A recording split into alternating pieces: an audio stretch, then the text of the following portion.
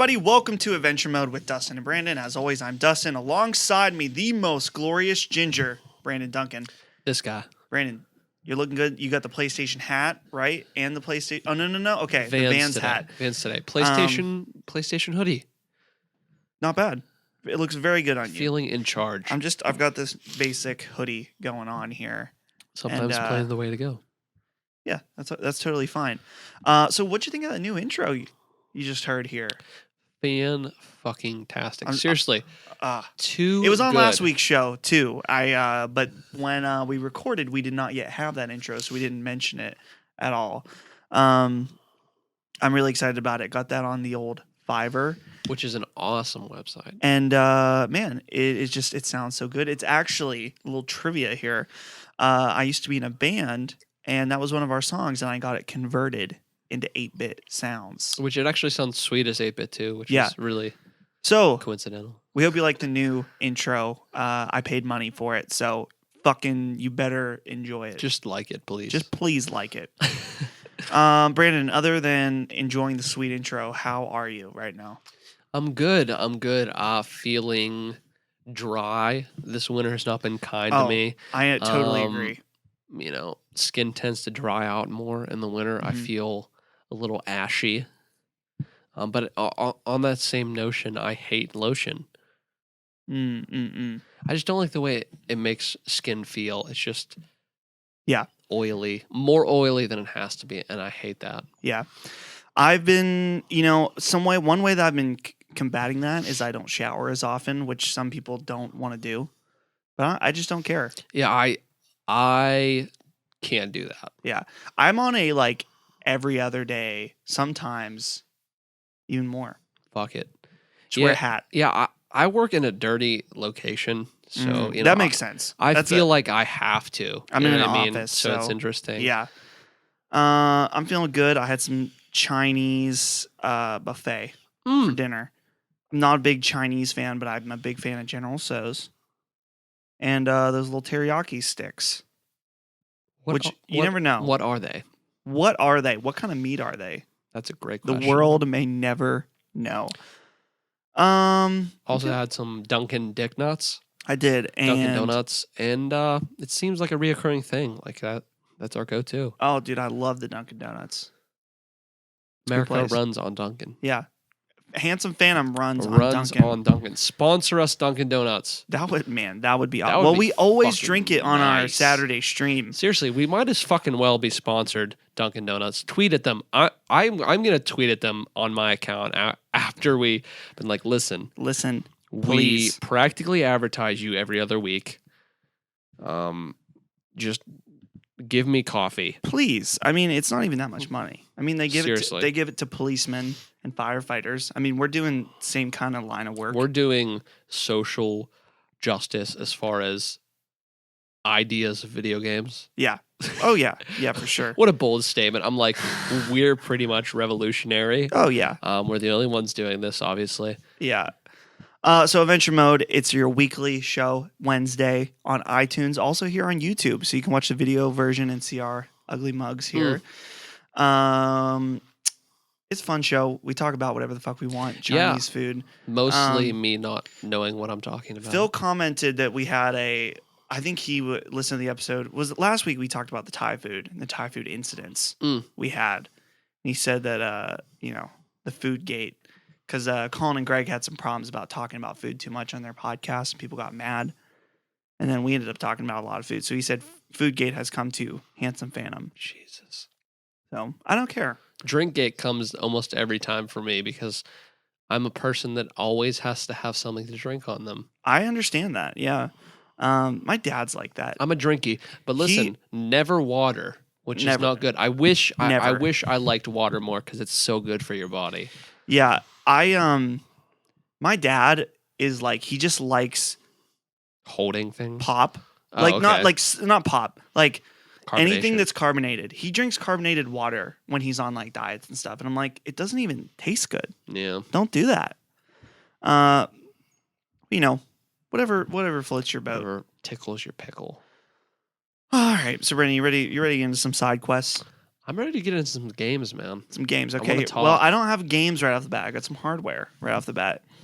That is, so let's start out. And like I said, this is still the new format. I wrote the story behind this. I'm very proud of what I've done. I'm proud of what Okay. you've done.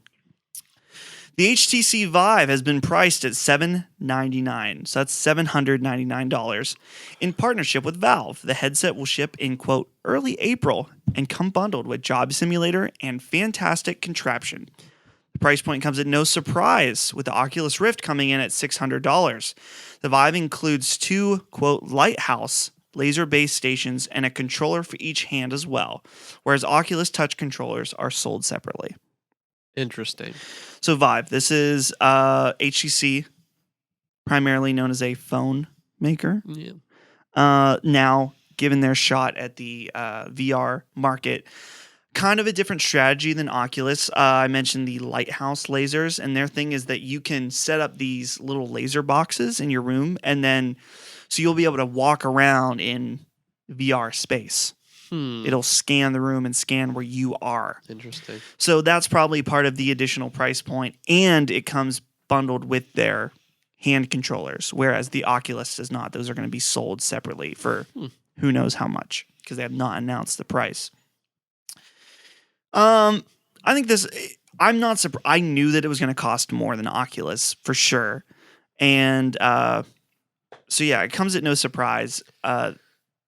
It's more advanced in some ways with the full room, but like I said, that's also just a difference on how you want to tackle VR. Yeah, I was gonna say each time that we get a leak in price is closer and closer to being able to guess at what PlayStation VR is going to be about. And now both of the competitions, we know what they're going to be. Yeah. So Sony, let's go. Well, here's the thing: is that I was thinking, I'm like, man, if Sony can come out and say PlayStation VR is $400, that's impossible. It at this point, I think with the Move controllers and the camera, it's not going to be any less than 500. Potentially. I'm just thinking, I think 400 is that sweet point for it because it's just like, it is going to be interesting. They can't go too far past the price of the PlayStation 4 because it seems silly to buy an accessory that costs more than the device you're actually, Yeah, playing it on exactly. But I think that they know. Okay, Oculus, Vive, these are the premium experience VR headsets. Better hardware. Their resolution, I'm sure, is a lot nicer. Overall, people say PlayStation VR is not as good as these devices. And I think Sony knows that and they're okay with it. I think their goal is going to be to hit that more consumer friendly. Yeah. They want to be the accessible VR experience. Yeah. And that's honestly, and that's the thing is like, even, what's funny is it's the quote unquote accessible VR experience. The best you're going to get. And it's going to be potentially $400 to $500, which is not very accessible price point, which is funny because when you think about it, like people drop $500 on an iPad all the time. And I see way more worth in trying something new in VR than an iPad. I mean, I don't know. I was talking with someone about this last night, and it got me thinking more about it. We always talk about VR, but I'm excited to see when people start buying into it, if they do. You know, I know it's like you buy things at a premium when they're new, and they're not going to be great. And I'm not expecting PlayStation VR to be great, just like my Apple Watch is great, and I like it. But it's not going to be like, whoa. Yeah. You know what I mean? And I want more companies to come out, and I want there to be more competition because I just want this to get better. Like, I see potential in this, and it could fizzle out. Who knows? But I think it's going to stick, and I'm excited to see where it goes. I think it's definitely going to be rough at first. It's going to be like, the Vita was even rough at first, and now I feel like it's pretty successful. Well, no, the Vita, unfortunately, is not very successful at all. Still. Overall. Really? But you like it more anyway. A lot of people do like it, but that's a whole nother topic of conversation. But I don't know. It's going to be interesting. I think that all the hardcore people are really excited, but I don't know about. I don't know if it's going to hook the normal people into it at that price point. But maybe that's okay. Maybe that's not the point. Yeah, I was gonna say. I think until. I feel like at first it's going to be really unsuccessful, and then if there's worth in it and it ends up turning out okay, and then I think afterwards it'll spike. Mm-hmm. If the rest of the population, because I think almost everyone is skeptical. Yeah. And the people that are really, dedicated, real techie will buy it and will like it. And then, depending on that, other people will follow after that. So mm-hmm. It'll be interesting to see. I'm willing to bet Sony going to announce their price point and their launch plans at CDC this year, the developers conference. So we'll see. All right, Brandon, this next one is a long one. Bethesda has outlined its first round of DLC for Fallout 4. Starting in March, we will get Automatron. Sorry, I started to say that weird. Automatron will be the first DLC. Quote from the Bethesda blog: the mysterious mechanist has unleashed a horde of evil robots into the Commonwealth, including the devious Robo-Brain. Hunt them down and harvest their parts to build and mod your own custom robot companions. Choose from hundreds of mods, mixing limbs, armor, abilities, and weapons like the all-new lightning chain gun. Even customize their paint schemes and choose their voices. So that DLC is going to be priced at $9.99. Interesting.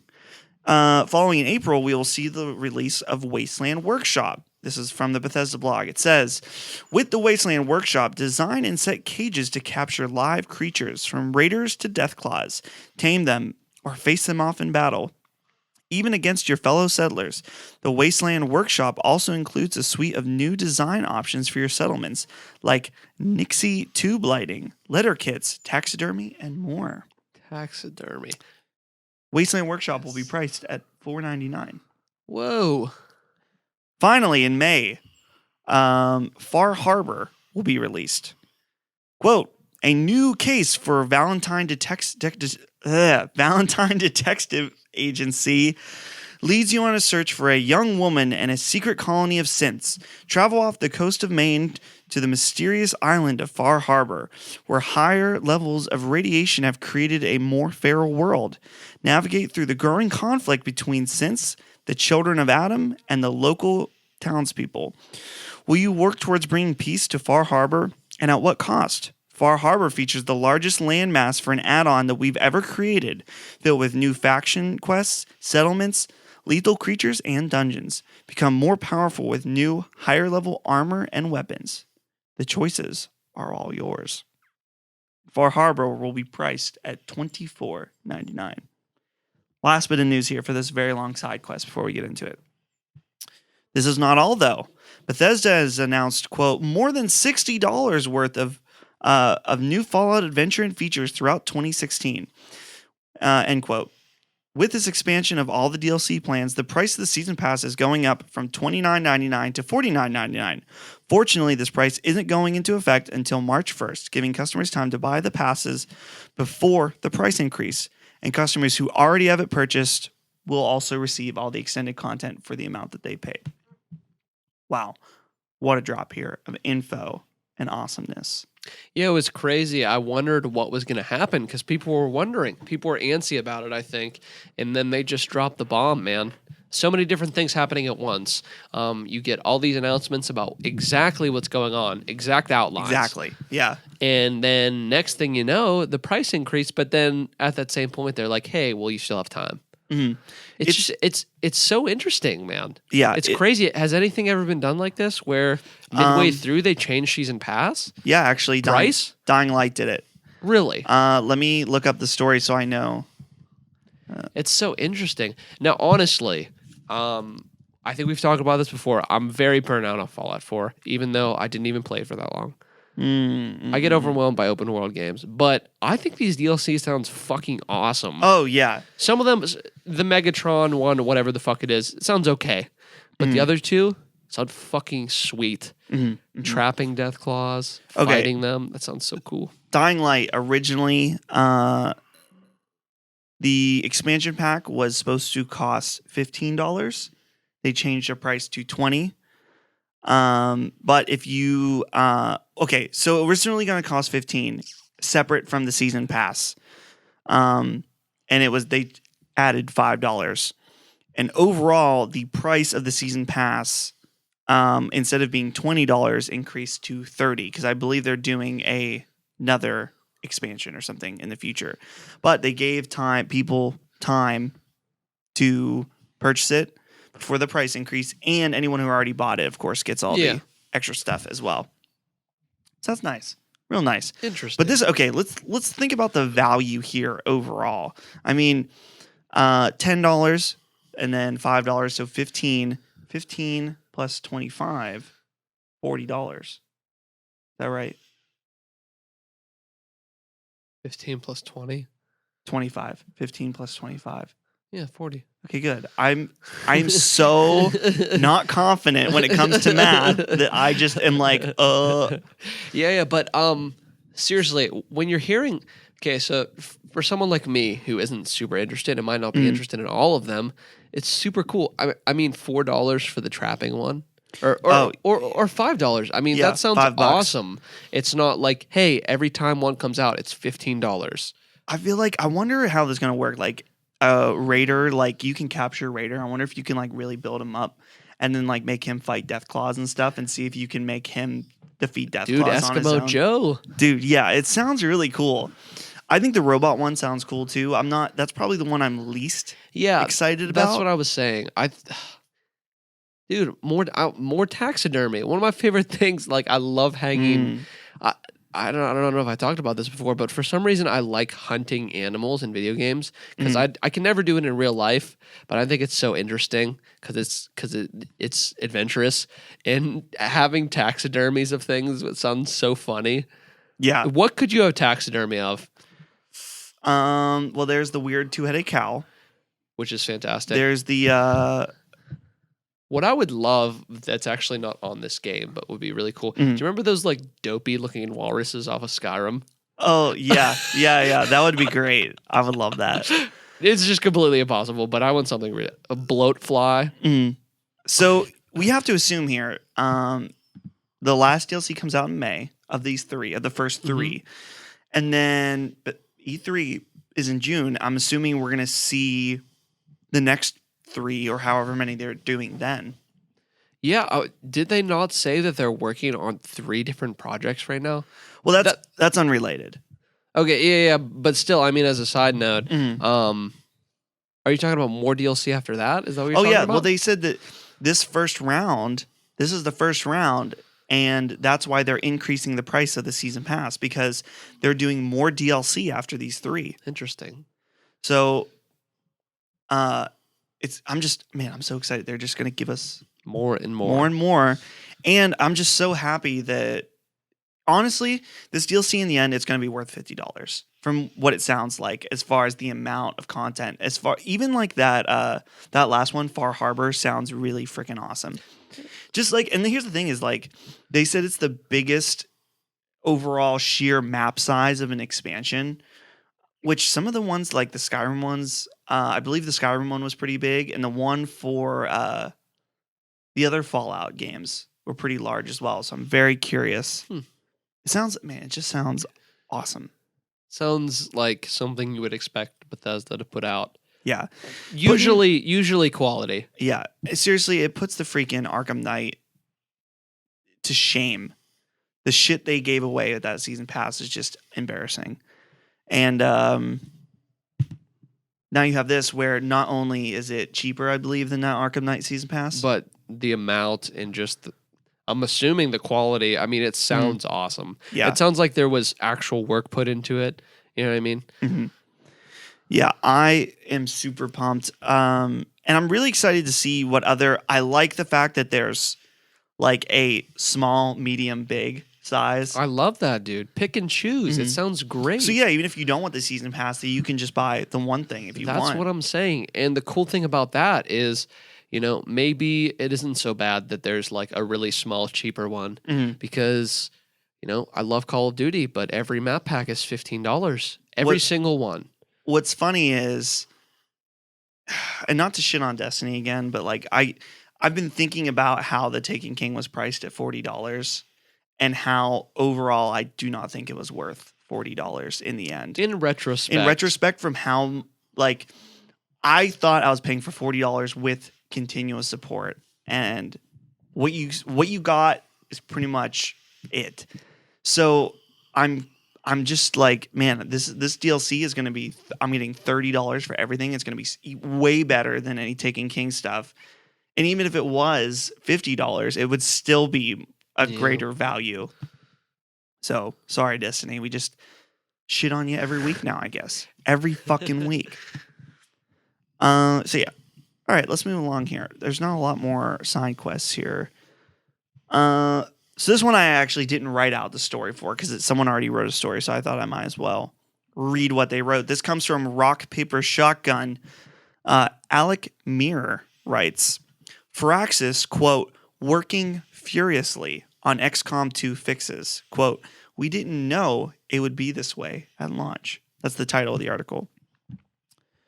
So I'm not going to read this whole article. I'll probably just read the beginning. XCOM 2's technical problems are, quote, the first thing we talk about when we come in the morning, quote, end quote, claims lead designer Jake Solomon.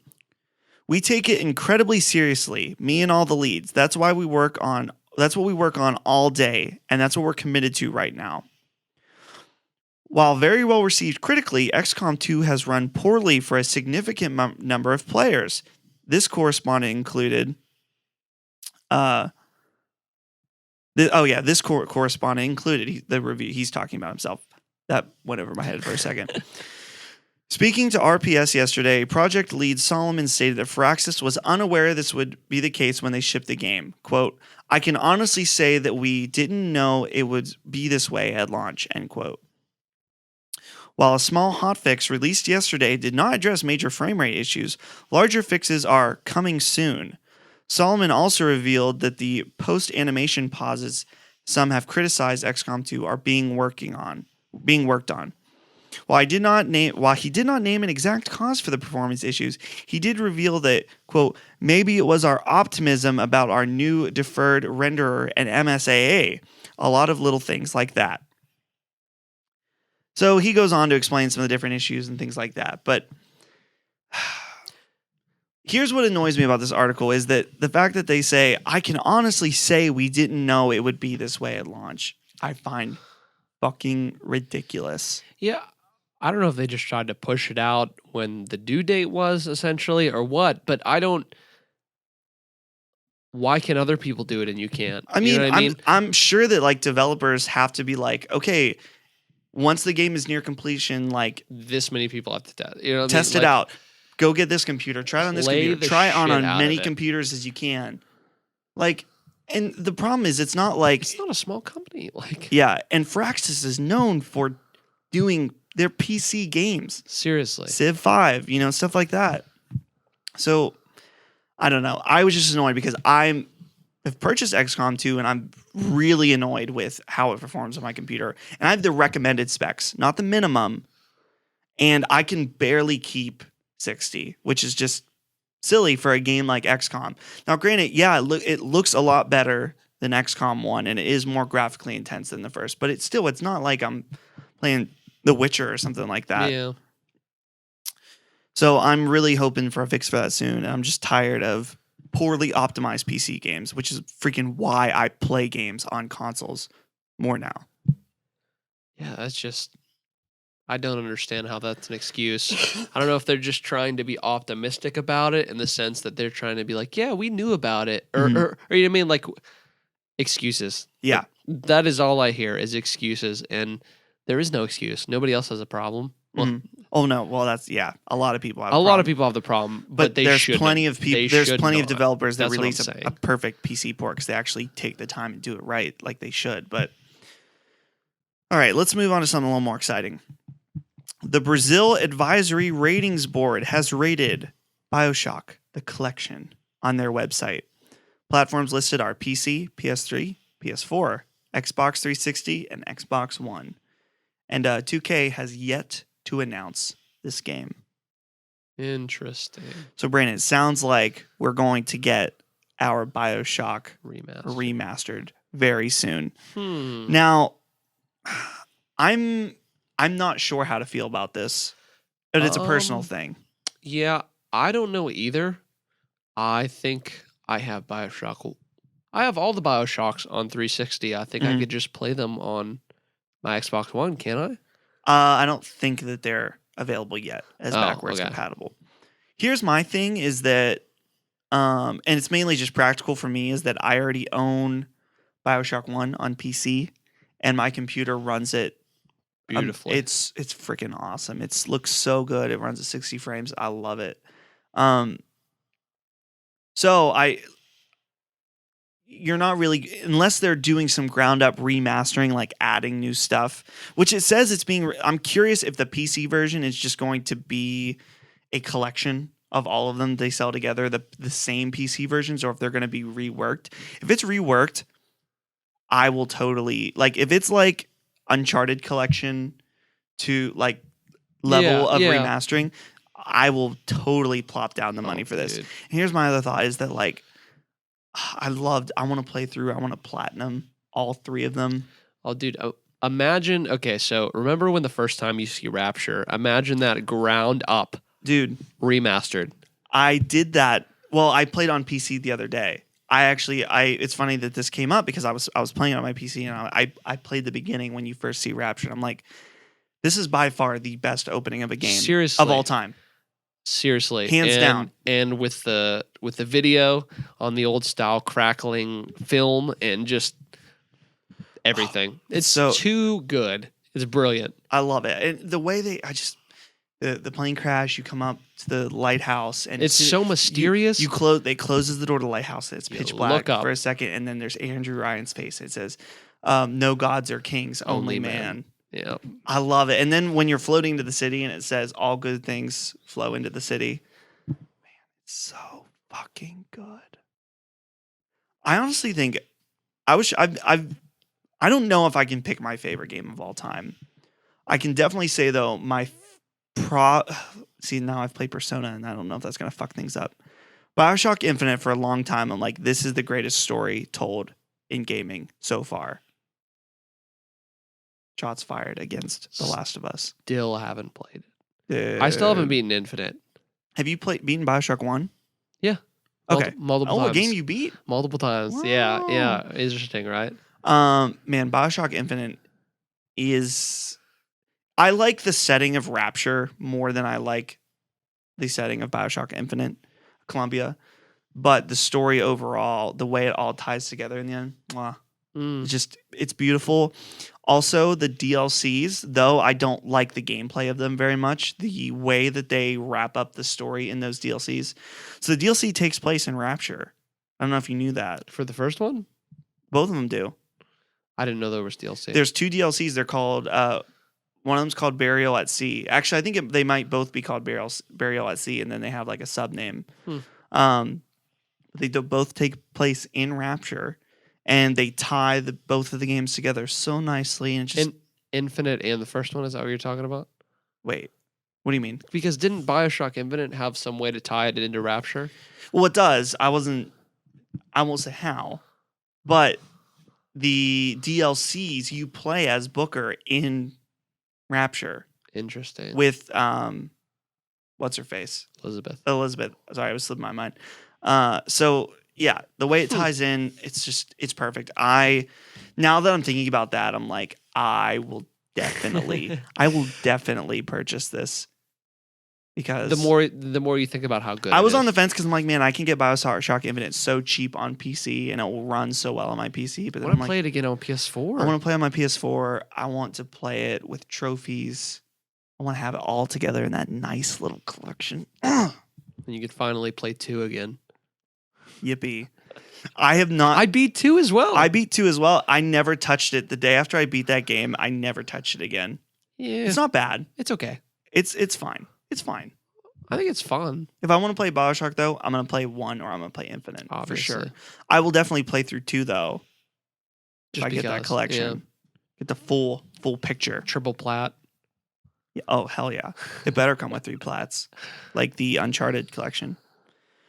One last small bit of news, and that is Broforce has officially been voted for the March's free, one of the 2 free PlayStation Plus games. I like that. That's the one I voted for. That's one I voted for as well. The other ones just look lame. No wonder they freaking lost. The other one, the twin stick shooter looked interesting. It looked like a very good twin stick shooter. I don't need another twin stick shooter right now. I need Falcons screaming, American. I want that blowing up. American pride. Yeah. So I'm excited for that. Brandon, let's get into our next segment. Now I'm going to try and shorten this up because I think last week it was a little long-winded. It was a little long-winded. I don't want to bore people. Is this the review game? This is Name That Review Score. Name that review. So here we go. Last week, let's go over last week's scores. Suck 'em a Fire deek. Emblem Fates, Brandon guessed 85 on the Open Critic. I guessed 93. Ooh. And the winner is, let me just make sure here. Brandon is the winner with the final score being an 87. Suck 'em a deek. So you were closer than I. 2 Brandon, away. that gives you 1 point. Congrats. Since we stayed at 0 last week, since we tied. Congrats. Far Cry Primal, I really want it to be a high score. you guessed 96, and I guessed 95. I Oh, guess- no. Sorry. I guess 96. No. You guessed 76. Sorry. Okay. My brain I was had gonna say, 8s for a Jesus second. Christ, there's no way I guessed that high. So you guessed 76. I guessed 75. Final score, 78. You win again. Yes. Suck 'em a deek. And the final score from last week, Plants vs. Zombies Garden Warfare 2, you guessed 79. I guessed 85. The final score was an 82, leaving us at A draw. tie. So that puts us at 2-0. Brandon in the lead. With 1 point overall. Wow. Feels good, man. Brandon, see, now you like this. Now Feels that you can win. good. Wow. I'm a winner. You are a winner. I did it. A winner is you. It's really funny because I completely pulled the Fire Emblem score one out of my ass. I didn't do any research beforehand, and I don't know the first thing about Japanese games or whatever the fuck it is. So, good guessing, I guess, which I've been good at for most of my life. There you go, yeah. Even in high school, great guessing. Brandon always got better test scores than me, even though he didn't fucking study. So I don't know if we're going to be able to play this game next week because I don't know if there is stuff coming out next week. Shit, I can't get this website to work. So Far Cry Primal was 78. Yeah. That's okay. It's probably, I don't remember what Far Cry 4 was. It's probably about I can the look same. at some excerpts of reviews. I was gonna say, I don't know why I'm so fucking excited to play this game. I have no idea why. It doesn't make any fucking sense because I've never played any of the other ones. Jeff Gersman from Giant Bomb says, Far Cry Primal feels like one long optional side mission. 60 out of 100. Oh, wow. But someone, Justin McElroy from Polygon says, Far Cry Primal's lack of distractions keep it exciting. 85 out of 100. It sounds like it's a mixed bag, kind of. I mean, not very high in general, but it sounds like just like the other ones were okay. Pittsburgh's very own Max Parker from the Pittsburgh Post-Gazette, which for some reason I guess is a verified reviewer here on Which Open is Critic. fucking interesting. Gives it a 90 out of 100. He says, Primal tries something new within the Far Cry series and nails nearly everything it sets out to do. Taking away guns and adding animals is a breath of fresh air, not just within the series, but within video games in general. Becoming the king of the jungle is a wild ride. Interesting. Max Parker, we're going to have to hit this guy up. Yeah, for real. From Pittsburgh Post-Gazette, right here, hometown. Hometown, the Berg. Berg.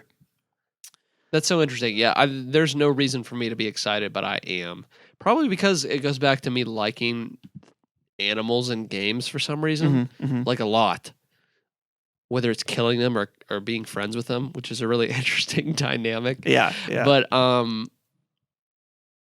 yeah, when I was playing was it Far Cry 4, you could like throw hunks of meat to bring an animal. I know what you're talking about, yeah. I just was wasting all of the meat because I wanted to see a snow leopard pounce on someone and then I wanted to kill it. I'm just a sick fuck.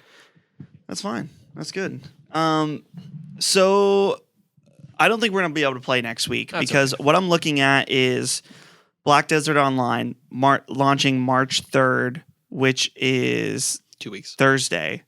March 4th is Legend of Zelda Twilight Princess, which is a fucking remaster.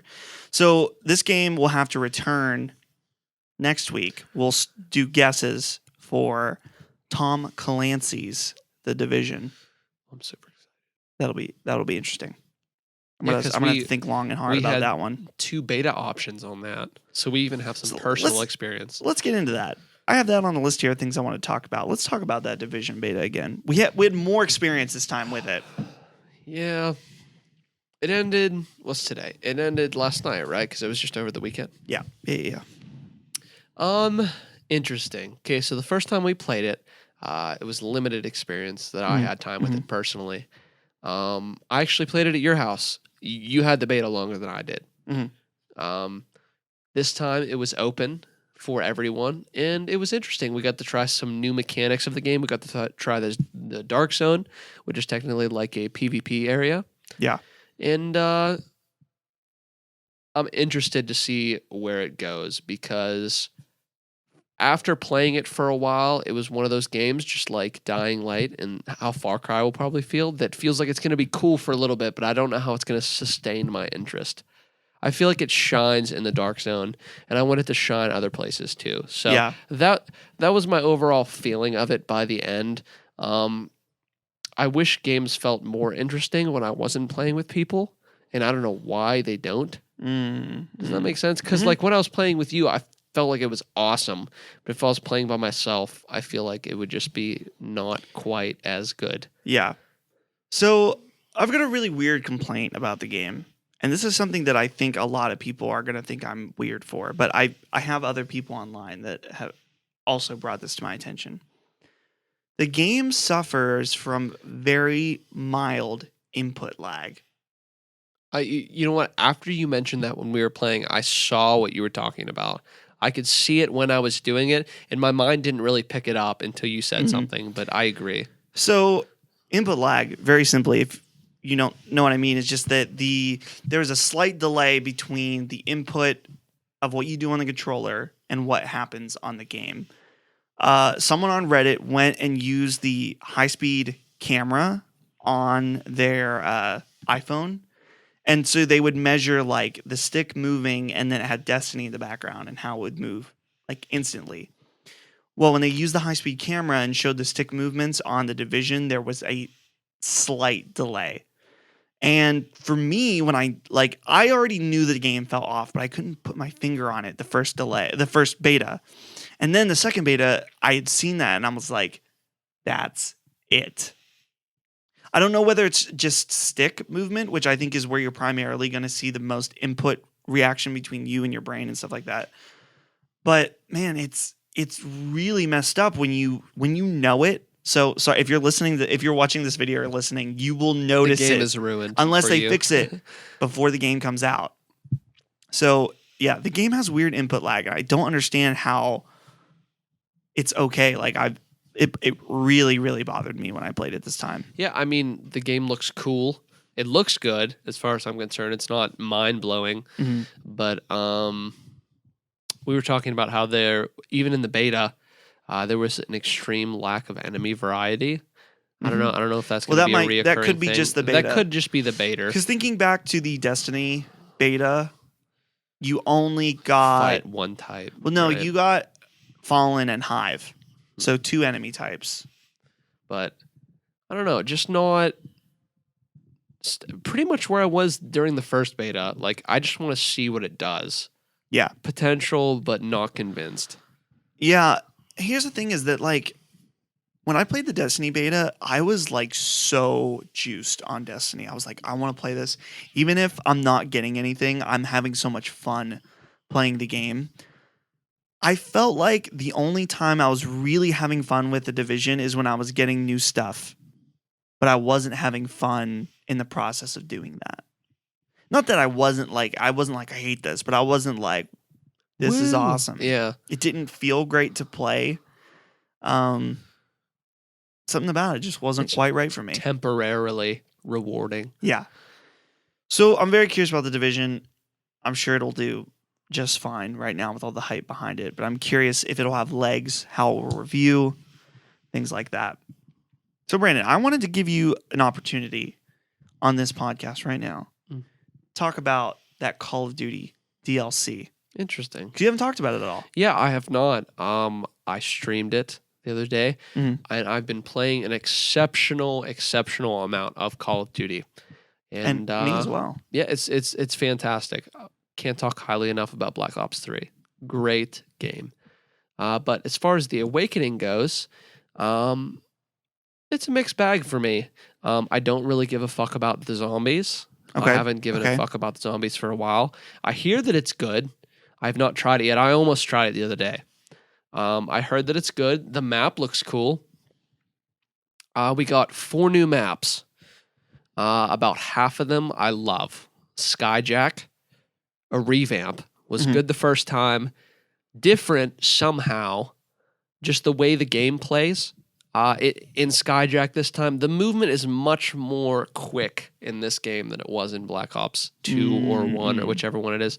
So it makes some new dynamics for revamps, you know what I mean? Because if you remember how you played the first time, it's just completely different. So it doesn't even really feel like a revamp type thing. But yeah, the about half of them aren't very standout as far as I'm concerned. But the redone one and one called Splash. Oh, yeah. Is just fantastic. Splash is probably the best one in the map pack. I did get to play that one after you left on Saturday. Yeah, I think it's great. Cool. I love that it's a water park. Maybe that's part of the reason I like it so much. But I think it's also really interesting. There's the way it's set up and, stuff like that. But the other are more... The other two sort of just blend into the rest of the Call of Duty maps for the rest of time, though, and don't really have a good imprint on me. So, I don't know. I enjoy it. I will buy the next one and probably the one after that, but we'll see. I'm excited. I finally found my thing in Call of Duty that I'm actually good at, and it's hardcore mode. I don't know what it is. Which is crazy because... if I had to guess, it would be the exact opposite. But I'm glad you found something that you enjoy. Yeah. I mean, I think it's just like I'm not super accurate when it comes to shooting people. And the thing about in normal mode, you have to get a bunch of shots on an enemy. When in hardcore, it's just if you get one, pretty much got it. Yeah. So I don't know what it is, but I'm really enjoying hardcore, especially hardcore free for all. I love. And that's even more interesting to me because I would have thought. Is that like... I don't know what the Call of Duty community like. Is hardcore mode like actually for like hardcore, like people are like, oh, this is more difficult. Hardcore mode is definitely less than half of the players. I mean, it's not. Well, hardcore free for all, it says only 2% of the people. Yeah, I was gonna say that. If I had to play a game type, it would never be a free for all match because I don't like the idea of that. Part of my strategy when I go into a Call of Duty map is. Revolves around me flanking at any given moment of anything.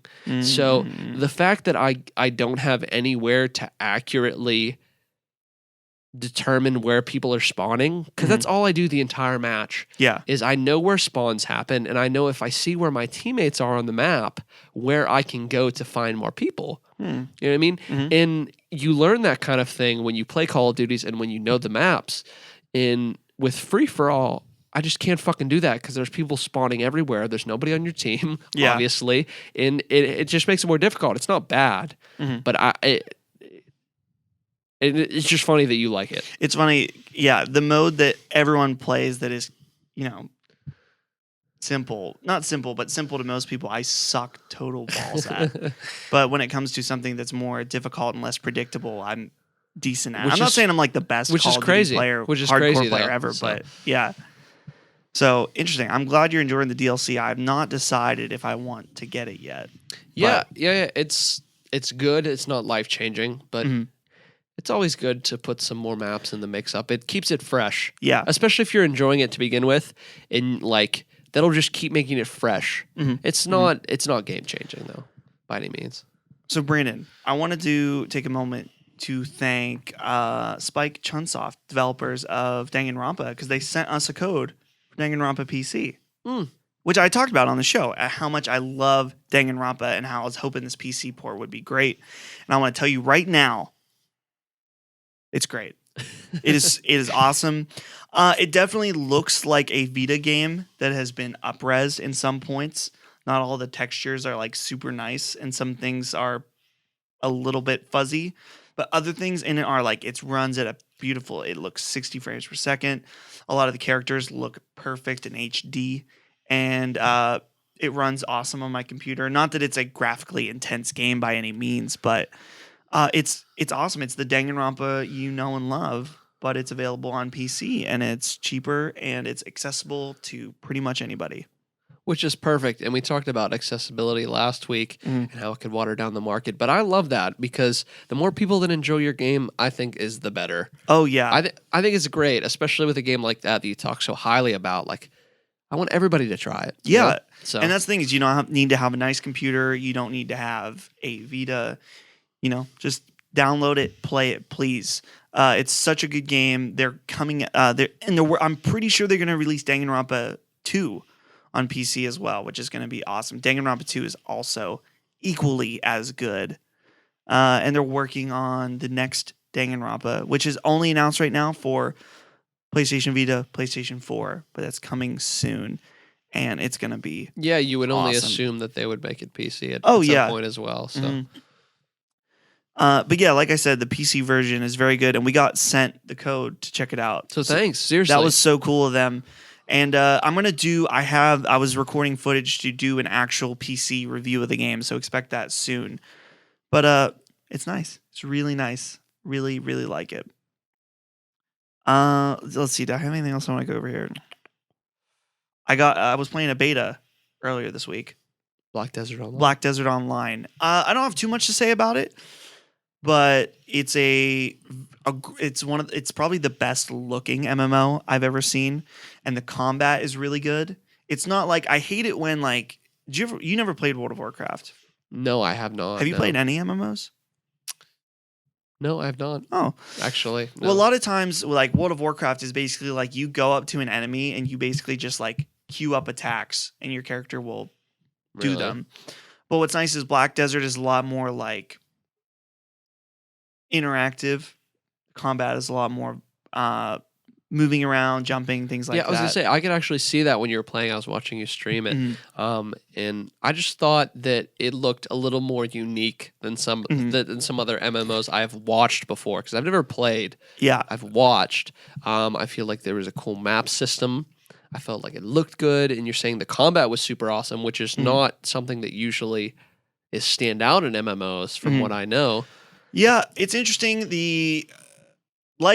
Pretty much every MMO is that it's very hard to start because there's so many systems going on, like different things to think about, how you want to build your character, how you want to stat things, what kind of professions you want to get into. So it's very overwhelming at first. Tutorials were pretty average as far as that's concerned. So I'm really curious about the game, especially because you can dive in for only $30. Well, and it's not subscription based. Not subscription. Come on, that's perfect. Seriously, yeah. So good. Everything should be like that, as far as I'm concerned. So I am super excited. I don't know if I'm gonna buy it yet, but I definitely am curious about the game, and I enjoyed my time playing the beta. Yeah. Brandon, did you have anything else you want to talk about? I just wanted to briefly mention about Street Fighter. Oh, yeah. Because we streamed that. I thought it was really interesting. And after sitting with it for a little bit, I could see the appeal. 100%. It feels very cult follow-y with all the awesome characters that have been in all the other ones. That's great. Just like Mortal Kombat is. But after thinking about it, and you said you thought it felt smoother, and I felt the exact opposite. Really? I felt like that game would be perfect to play on an arcade type controller. Oh, Perfect okay. to play like that because the joystick is a little bit more clunky, and I feel like it would be perfect for how I feel the movement moves. Now with like a stick, it's vaguely similar. Okay, both ways of controlling. But when I think about Street Fighter, I imagine that, and when I think about Mortal Kombat, like I don't know if it's just because I can roll forward more or jump more or roll more, but this new Mortal Kombat is so fluent in my opinion, and not bad. Street Fighter 5 was not bad. I think it looked great. We both said that. Oh, it looks so good. It had some awesome textures, some awesome colors. The characters look great. They look real good. The art style is awesome. Seriously. And they do awesome stuff. Like we were playing as the guy that did that weird bird move. Yeah. Seriously. Bird move. Yeah. It was really cool. Yeah, it's good. It's good. Yeah. I would never buy it, but I'm glad we played it because I've never played a Street Fighter. So So speaking of streams, we're confirming this right now, right? Yes, we are. So you're listening to this Wednesday, hopefully, maybe Thursday, potentially Friday. Friday night, we are streaming Danganronpa. And I think we're going to stream all night long. When do we want to get this started? I'm thinking like 7 after dinner. Yeah. What do you think? We can. That sounds about right. We could always officially tweet it. Yeah. Well, okay. It's probably going to be 7. We'll officially tweet in the next day or so. We're going to be streaming Danganronpa all night. All Friday night. night. We're not. Here's the thing. I'm expecting some people to tune in on and off. I'm not expecting really anyone to really watch it. Stay for the whole thing. No, I'm not. I'm willing to bet that like past like midnight, no one is going to be there, and it's just going to be us having a good time. Regardless, whether there's anyone watching or not, I'm sure it's going to be an enjoyable highlight to go through and see what's the craziness we're going to get into. It's going to be great. There's going to be beer, and there's may or may not be pizza. That sounds fucking awesome. That sounds so good. So we're going to play Danganronpa. We love it so much. Playing that PC version. It's going to look great, too. Our ladies will be there. It's just going to be a good time. It is going to be exceptional. So hopefully Brandon doesn't fall asleep. I am notorious BIG for falling a SLEEP. If you fall asleep, I'm going to stop. No, you can't. Then I will. Then I refuse to fall asleep. You have to refuse to fall asleep. I refuse. Actually, we could make this a game. Like if Brandon falls asleep, he has to do something. Like I should get a spray bottle with like ice water and just. I gotta train myself. Cold towel on the face. You get a 5-star right in the belly if you start to fall asleep. I like that. Perfect. This Friday, Danganronpa stream, twitch.tv/handsome_phantom. We'll be here. So I guess that means potentially no Saturday stream. It depends on how late we actually stay up. Yeah. We'll see. We'll see. It'll be fun. So make sure you're there for that. Also, just follow us on Twitch. That way you know when we'll go live instantly. Also, on Twitter, you can follow us at Handsome Phantom. If you search Handsome Phantom, you'll find us. Also, here on the YouTube, if you are watching this and you enjoyed this podcast, this show, hit the subscribe button, hit the like button. We appreciate it. If you're on iTunes, you can subscribe there. Leave us a review. Is there any other nice things they can do for us that I'm not thinking of? Tweet at us, leave us comments, tell us what you think, tell us what you want to hear. If you think we suck balls, let us know. Please tell us, because I would love nothing more than a stranger to tell me that I suck balls. Yeah, exactly. Tell me something I don't know. Yeah, I mean, come on. I guess that's it. That sounds You can pretty follow us fucking personally good. on Twitter. I'm at Dustin Can't Fly. And I am at _glorious ginger. That's me. Perfect. Absolutely perfect. So we will see you guys next week on Adventure Mode. Have a good week, guys.